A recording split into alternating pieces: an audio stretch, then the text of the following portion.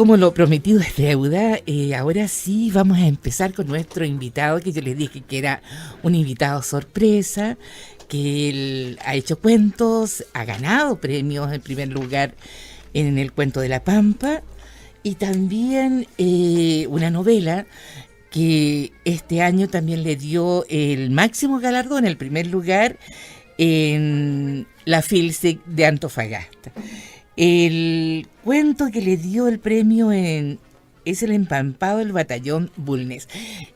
Hola, ¿cómo está don Carlos Mella Latorre? ¿Cómo le va? Un gustazo tenerlo acá, pues, a un galardonado, da bastante gusto. Y estábamos comentando fuera del audio cuando estábamos en off, que usted es de Rancagua y que se radicó acá en Antofagasta hace mucho tiempo. Sí, no hablemos de los años. Sí, pero llegó con sus padres, ¿cómo fue esto? Con la mamá, con la abuela primero. La abuela y los tíos, que son los que se vinieron primero aquí al norte, específicamente de Santiago, porque es la familia mía, y llegamos al norte, yo estaba chico, llegamos Chiquicomate en primer lugar. Ahí tuve mis primeros años, mi primera infancia. En Chuqui, o sea, estudió en Chuqui, sí, hizo toda su educación. Yo veo que acá en el Facebook, que es San Facebook, que nos entrega la información, ahí comenta que usted estuvo en el Instituto Superior de Comercio. Acá me imagino que en Antofagasta, ¿no? Yo soy uno de los más agradecidos de la educación de adultos, porque yo egresé de la educación de adultos. Sí, en la noche. Sí, o sea, usted primero se casó, porque me dice que lleva 40 años de casado. Y después entonces estudió. Sí, correcto. Las razones son diversas, pero yo estudié tarde, ¿no? Mi educación partió tarde. Yo diría que más que por un problema de familiar, o que podríamos decir que no tenía problemas no, fue un problema personal de rebeldía, de no querer estudiar, ¿no? Eso pasa a veces, que uno no tiene deseos de estudiar, y es bueno de repente retomarlo cuando realmente esté en las ganas, porque lo hace con deseo, lo hace con un objetivo claro, lo mejor tener un mejor trabajo. Es lo que me ocurrió a mí, más que nada, progresar por la familia, y yo estaba casado, teníamos nuestra primera hija, Pamela, y un profesor que para descanse, jovencito, murió de cáncer, Alejandro Camargo, recuerdo para él, él me incentivó a estudiar, porque me dijo que yo podía. Se dan cuenta, esos son los profes sabios que le ven la carita y dicen, usted puede ser mejor. Claro, así que ahí comencé a estudiar, hice los estudios primarios, porque tenía hasta sexto básico, ¿no? Yo 23 años de edad y con sexto año básico, casado con una hija y no era nada. Entonces empezó en la enseñanza nocturna, con 2 años en uno, quizás, o tuvo que hacer año por año. Año a año, y después como el sistema actual. Del comercial, 5 años en la noche. O sea, todo, no todo. Hubo ahí ningún trato especial. Nada. Porque ahora existe el sistema Decreto 12, que son 2 años en uno y lo pueden sacar más rápido. No, en ese momento no. Estudiaba con mi esposa, los dos juntos también en la noche. Ella es contador, y yo egresé de venta. Mírenlo. Y después me tiré el carril y me fui a la universidad. No le puedo creer. ¿En qué año estuvo en la universidad? Yo estuve en el 86, 87. Alcancé a estudiar así solamente 3 semestres en la Universidad del Norte. Cuando era Universidad del Norte, no es Católica del Norte, Universidad del Norte. Sí, yo hago la diferencia, porque así la siento. Y estudié Ingeniería Comercial. Tengo grandes amigos de esa época. Uno de ellos es el rector de la Santo Tomás, el Kilo Ramírez, sí. Y entonces, resulta que de repente ahora lo vemos que está en las aguas de la literatura. ¿Cómo empezó eso? ¿Tardío cómo empezó el estudiar, o fue a temprana edad? No, me cuenta mi madre, yo empecé a leer a los 6 años, una cosa así, aprendí a leer. ¿Usted solito? Sí. ¿En la casa? Sí, en la casa. ¿Pero le incentivaron? Obviamente, claro, le incentivo. Yo veía que mi abuelita leía y yo quería leer. Y leía mucho. Y finalmente aprendí a leer, y de ahí eso me educó en términos de lo que es la literatura. ¿Y ahí qué libros leía su abuelita? A los 9 años, yo me leí la saga completa de Jorge Nostroza. No le puedo creer. Sí, Adiós al séptimo de línea. Bien precoz. 5 tomos. Bien grueso, sí. Y de ahí yo me enamoré, porque ahí entendí que la historia también puede ser entretenida. Claro. La historia O sea, novelada, ¿no? imagínense haberse leído todo eso Sí. a los 9, pide una madurez ya, pues se pone Correcto. incluso menos de 15 años no puede No. ser, 15, 16 años. Oye, piensa tú que yo leía, Sí. bueno, yo leía de todo, sí, las novelas de Coboy, Ya. de Marcial Lafuente Estefanía, por ejemplo, hasta el contrato social de Rousseau. O sea, pero en todos De los todo, ámbitos, de todo un poco. pasando por los corintillados. Sí. Claro, también. Se leía- Oh, mi Sí. padre los leía y los coleccionaba. Claro. Entonces, eso sí. me dio un bagaje cultural que no representaba, digamos, los estudios que yo tenía en esa época, ¿no es cierto? Ya te digo, hombre ya joven y después hombre, que no tenía la educación, digamos, en aula, pero sí tenía una educación de la vida. Claro, ¿Entiendes tú? eso, Entonces, pero es claro, y era un hombre realmente muy importante. culto, por lo que me decía la gente. Y eso Fue es- autodidacta en realidad, Exacto, claro. claro. Y sigo siéndolo, ¿ah? Sigue Sí, leyendo, sí, sigue sigo buscando. leyendo, ¿Tiene ahí. intereses de todo tipo? De en todo cuan- tipo, yo Ya. leo de todo. Lee de lo todo. que cae en mis manos lo leo. Y lo otro, que yo pienso que la lectura es tan sana y tan entretenida que yo no explico por qué la gente hoy día no lee. O sea, usted no ve tele, no. Trato lo acaso posible, ve. porque aquí... Quita, Claro, quita si ahora me dice, tiempo. claro, cuando Claro. escribimos, claro. Sí, pues no hay vuelta. No, es ¿Y que- cuál es su método para escribir, por A ver, ejemplo? Para mira, que nos cuente a los sí. auditores. Mira, yo soy muy estructurado. ¿Ya? ¿En qué Ya. sentido? Por ejemplo, podemos ir, ¿no es cierto?, anotando como ejemplo. Yo Cuando cuando- hizo el primer cuento, Ya, por ejemplo, vamos, que lo ese es presentó en el la cuenta de empampado, la Pampa. un Sí. empampado, ¿no? El empampado tiene varias cosas. Una de ellas, una experiencia personal, que tiene que ver con el desierto, tiene que ver con la sed. Claro.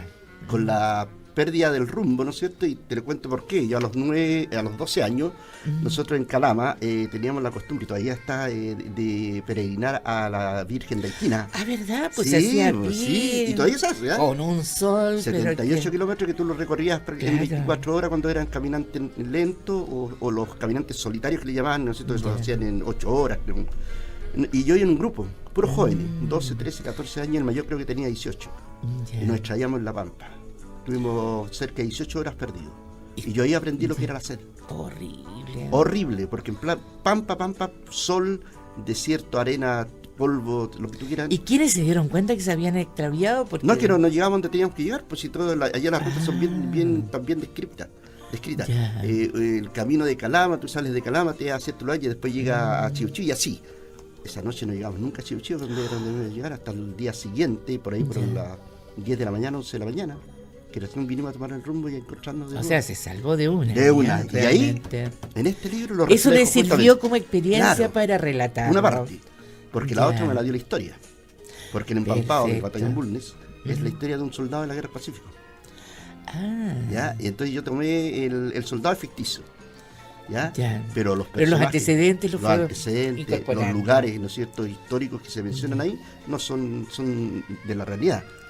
¿Y este cuento dónde lo podemos encontrar? Porque ese es el problema, de repente Claro. lo van entregando, usted a lo mejor tiene este ejemplar y no tiene más. Exacto, el problema ¿Y- nuestro y en cómo este no lo reproducen para poder verlo? lo ¿Cómo hace, publican? porque esto usted sabe que lo organiza SQM y Claro, sí, el que- Mercurio. Sí, Entonces los derechos digamos de impresión son de ellos.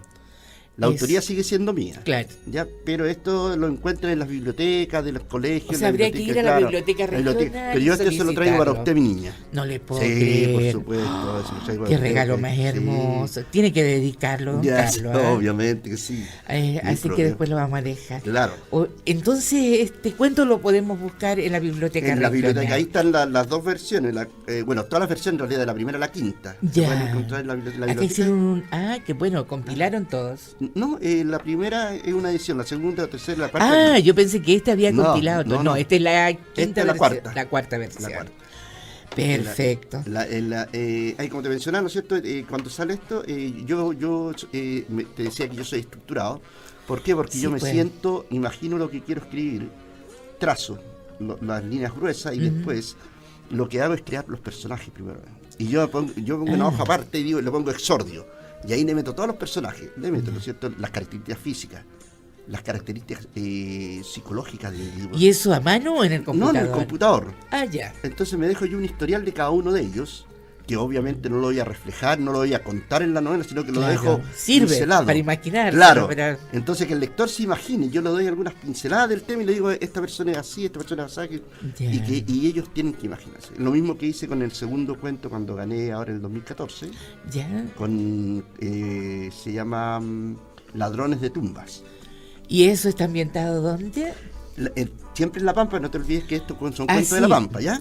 Pero entonces, puede ser Pampa Unión, puede ser esto está en la primera región, en la salitrera de Iquique, al interior de Iquique. Ya.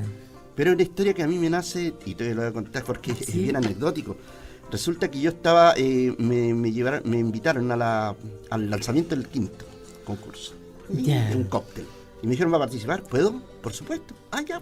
Llegué a la casa y dije, ¿qué es lo que escribo? ¿Qué es lo que hago? Y en ese momento yo he estado repasando y leyendo un poco a Dante Alighieri.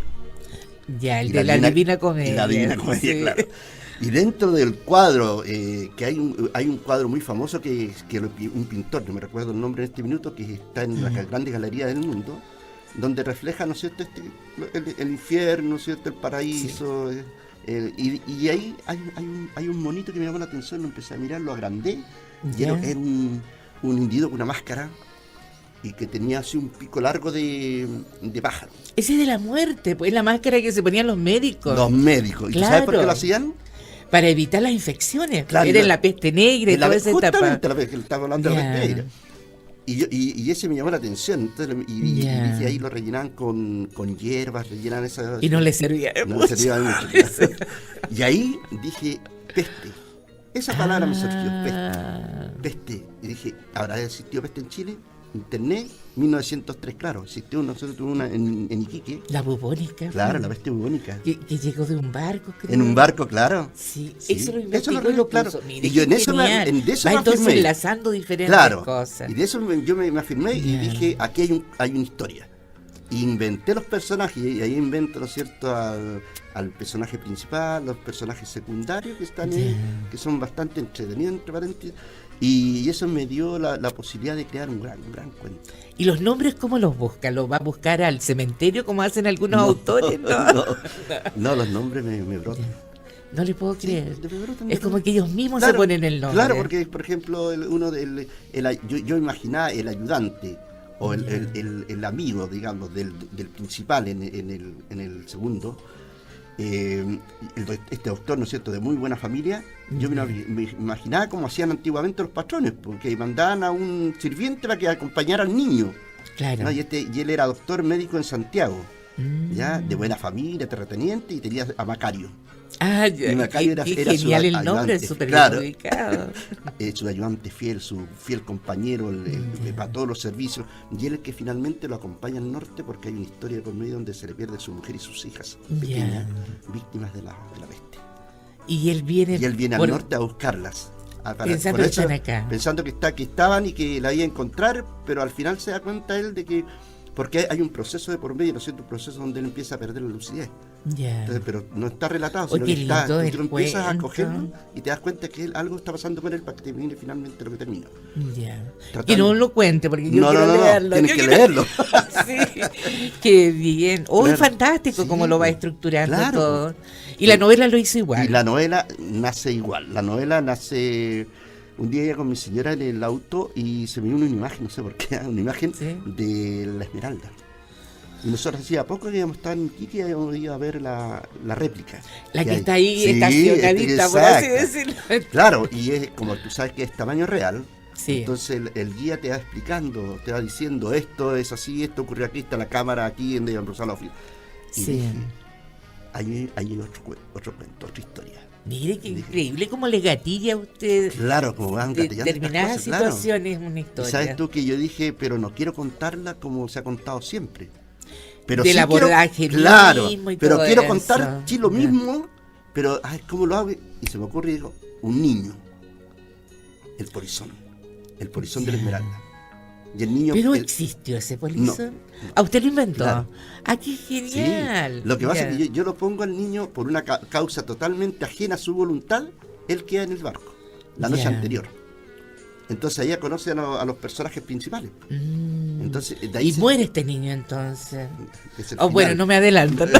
Es el final. ¿Y cómo se llama la novela, don El Carlos? polizón de la Esmeralda. Tal El cual. polizón de la Claro. Esmeralda.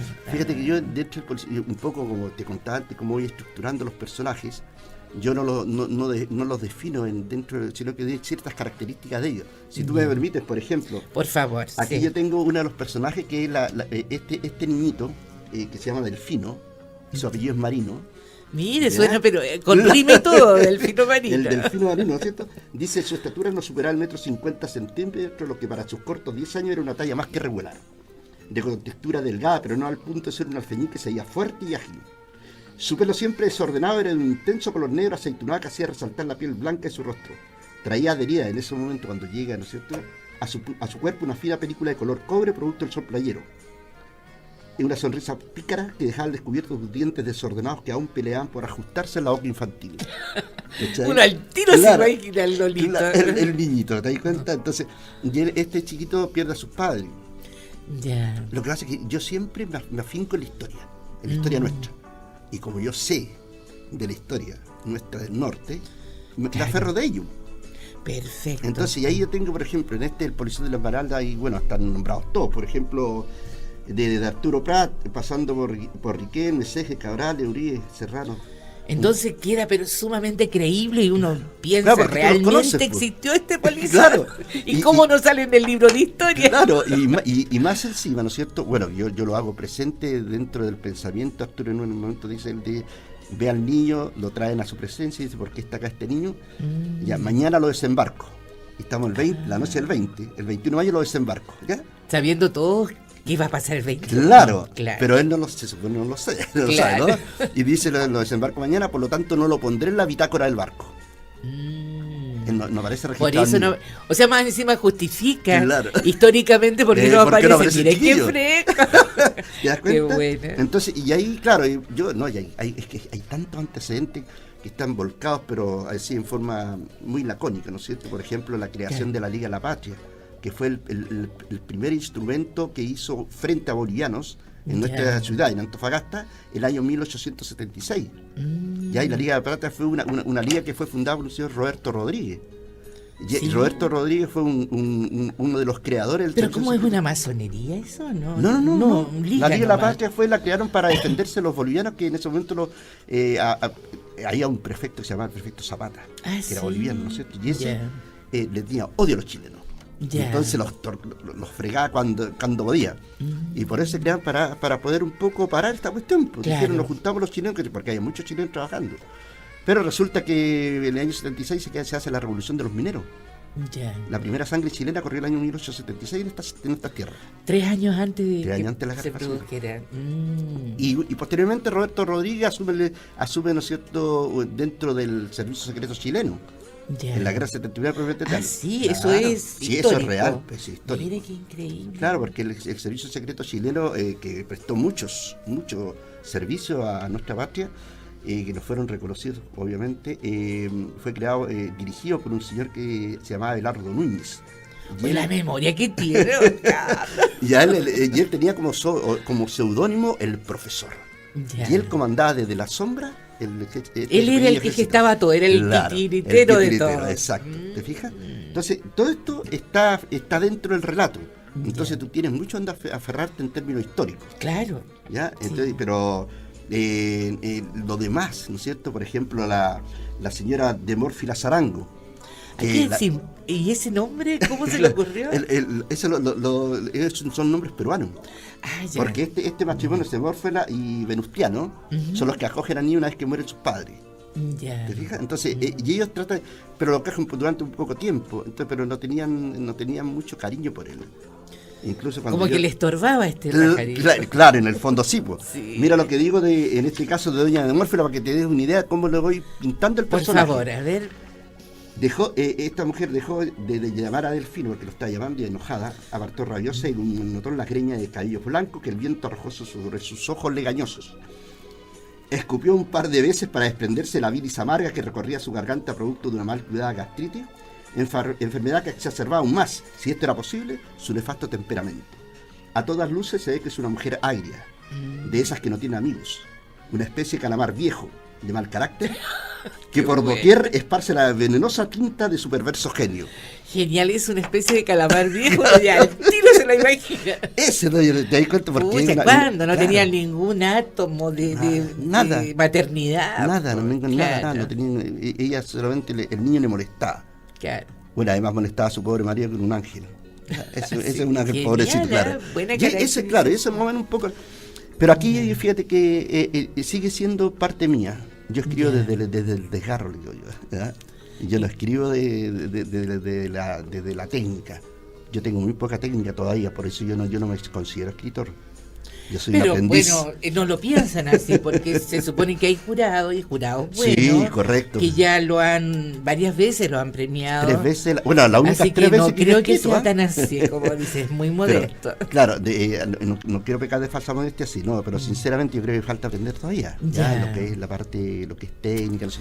A lo mejor acá está saliendo en forma instintiva. Claro. Sí, tiene mucho instinto. Si yo a mí un profesor que en paz descanse me dijo a mí, Huberto Plaza se llamó. Ah, sí, Beto Plaza. Lo conoció, pero... Fue compañero de carrera mío. Mira, un gran hombre, una gran persona. Él trabajó en el San Luis. ¿Y cómo lo conoció usted? En el comercial, pues. Fue profesor mío nocturno. Ya, perfecto. No le puedo creer. Sí, pues y un día nos hizo hacer un trabajo en su ramo, que era castellano. Ya. Y yo hice un trabajo y me dijo, tú tienes pinta de escritor, me dijo.